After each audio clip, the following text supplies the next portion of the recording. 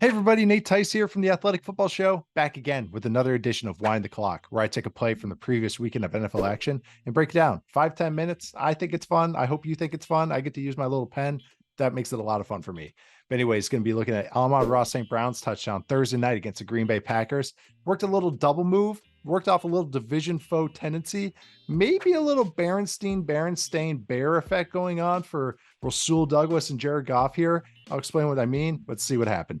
Sometimes it's not just about the play, but the play before the play and the play in the game before this play. And that actually makes sense in this context because I'm not trying to do a tenant on you, more like a Quentin Tarantino jump around here. What do they look like, Jimmy?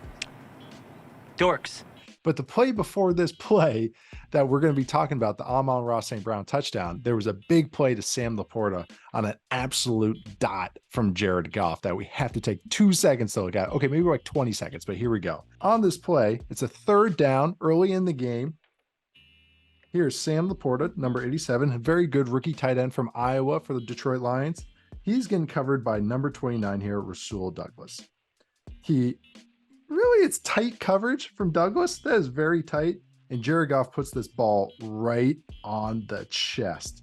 And so Douglas has tight coverage and he still ends up, losing this rep, falling on the ground. It's not a lot of fun to like actually do your job pretty well and still end up losing because of an absolute, look at this throw, on time, perfect ball to Sam Laporta. And Laporta is a great athlete, creates some yards after the catch, sets up a play near the red zone for the Lions. So that is the play before the play. Lions offensive coordinator Ben Johnson, the Lions offensive coaching staff are very creative and very inventive on situational calls like third down and in the red zone. They're very good when they go against repeat opponents. They build off tendencies and know how to break them. And they know how to kind of push certain buttons to create big plays and big moments. And right here, this touchdown to Amon-Ra St. Brown is a perfect example of that. There's two things that Ben Johnson and the Lions did here. They used tempo, and not just tempo like, hey, hurry up to the line, same personnel, same everything, but tempo from the huddle, beating the opponent with speed and surprise and a little bit of a, oh my God, what's going on moment. And also building off previous tendencies. That's what's so great about these common opponents is when you see these twice a year matchups, sometimes more in the playoffs, is they can show one thing, build off that, and then break it 3 games in or 4 games in or 7 games in sometimes. It's really cool stuff. Even on the all 22 copy that I use for these videos, you can see how tempo affects everybody, even the camera operator. So as soon as it switches over, the camera operator starts the camera and the ball snapped. Camera starts, ball snapped. That just shows the tempo that the Lions came out with from the huddle. You can see the Packers' defenders still getting set as that ball snapped. And also, why is the ball getting snapped quickly? You want to use surprise. You want to take advantage of the defense just getting set. The defense trying to make a basic call because they're just trying to get everything in order. And the Lions here are in a 22 pony personnel and going empty. We're almost getting the trifecta here. We're at least getting exacta for terms. Now, 22 personnel, what does it mean? 2 running backs, 2 tight ends, 1 wide receiver, 22.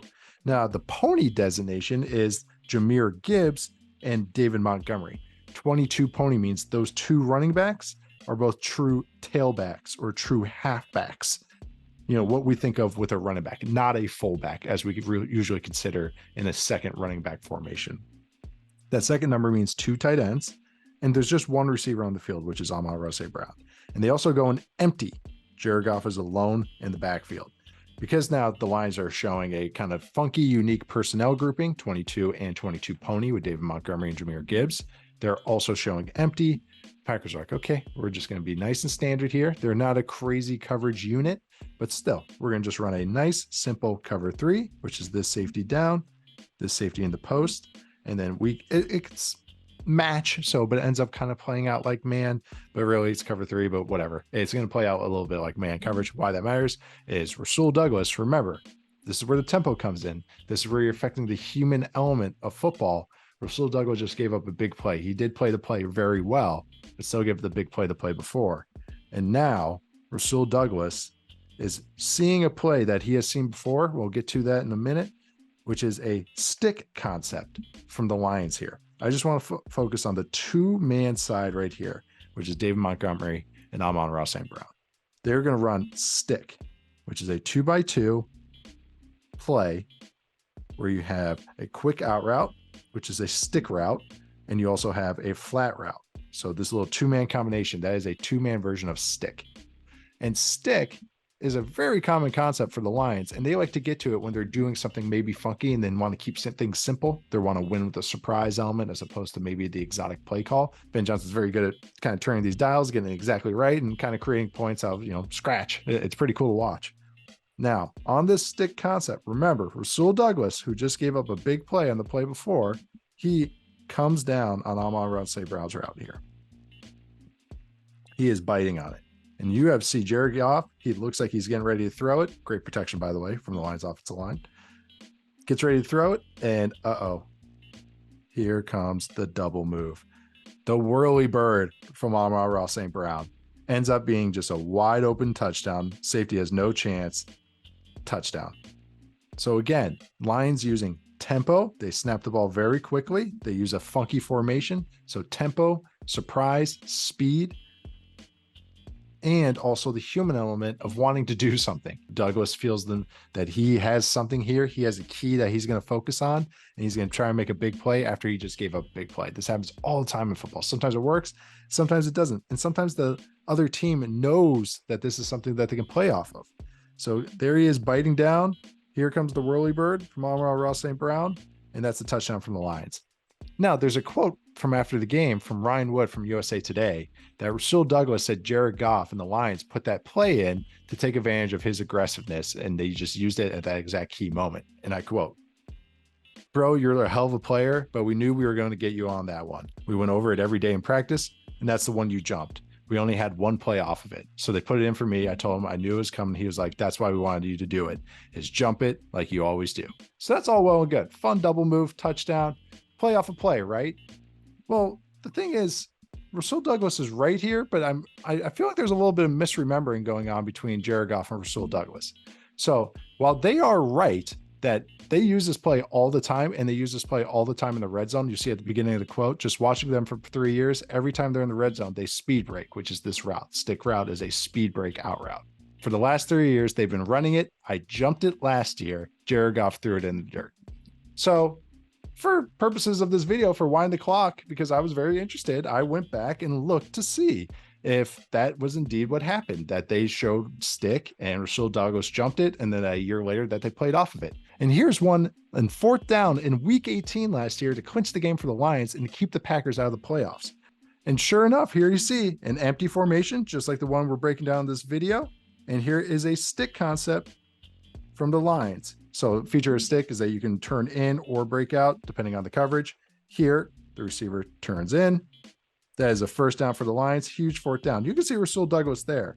So Rasul Douglas is breaking on the flat route here. So what play did Rasul Douglas break on? The stick route, red zone. This was a huge play. I would remember this one too, but Rasul Douglas isn't breaking on that one. So let's go to their previous matchup earlier in the season. So here we are, week 9 in the red zone, inside the 10 or at the 10-yard line. Lions put Amon-Ra St. Brown in motion. He's going to run a flat route. Receiver or tight end here is going to run a stick route. He's actually going to settle right there inside. So there's stick. Here is a corner jumping the stick route. Here's Goff looking at it. But that is not Rasul Douglas. There is a corner jumping the stick route. This is Jared Goff throwing the ball away. It's up there or in the stand somewhere. Oh, we got a little bounce in the stands. So they remembered the play, both of them, Jared Goff and Rasul Douglas, remember this play.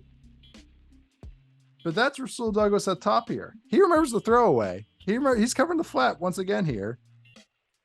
But that's Jair Alexander covering the stick route that Jared Goff is not going to.